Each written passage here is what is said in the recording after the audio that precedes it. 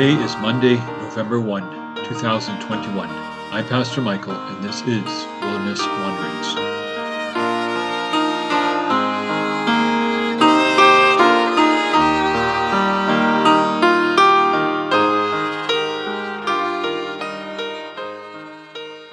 Our text comes from Deuteronomy 24.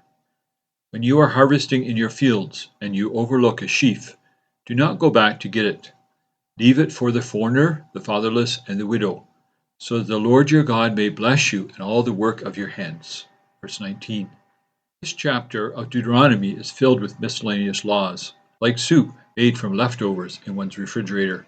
Without a unifying theme and rooted in Israelite life, we are tempted to toss them aside like unwanted Halloween candy. Determining what to do with such a list of laws is complicated, with various proposals on offer.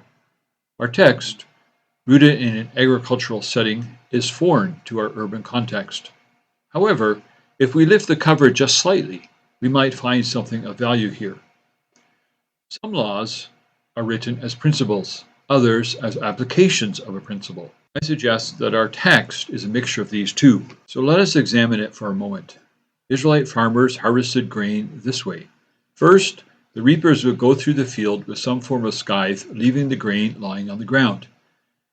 They were followed by those who gathered the fallen stalks and tied them into sheaves. Later, the sheaves would be carried to the threshing floor. Both those who tied the grain into sheaves and those who gathered the sheaves did not get all the grain on the initial pass.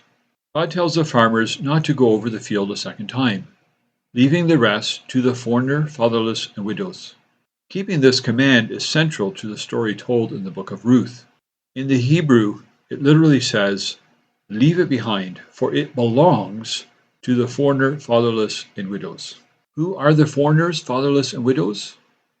They are those without land. The landless had no income.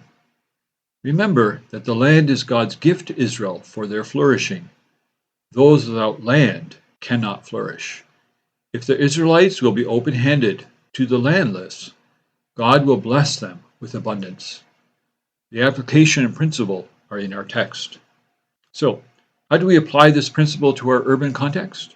A two-step process is helpful. First, we must check the attitude of our hearts towards our possessions, especially our money. We can test our hearts with this question: does our stuff belong to us or to the Lord? Psalm 24 opens with these famous words: "The earth is the Lord's and everything in it." Does that include our stuff? The second step is to examine our budget. Are we setting aside some money to help the poor? Do we support World Renew, Neighbor to Neighbor, mission services, etc.? The poor will not come to the fields we don't own, but they will go to such agencies. I wonder if it would also be a good discipline for us to designate some money to give to the poor that we meet. What would it do for us if we look someone in the eye saying, "This is for you, may you be blessed"? Such conduct will likely help us to grow more compassionate.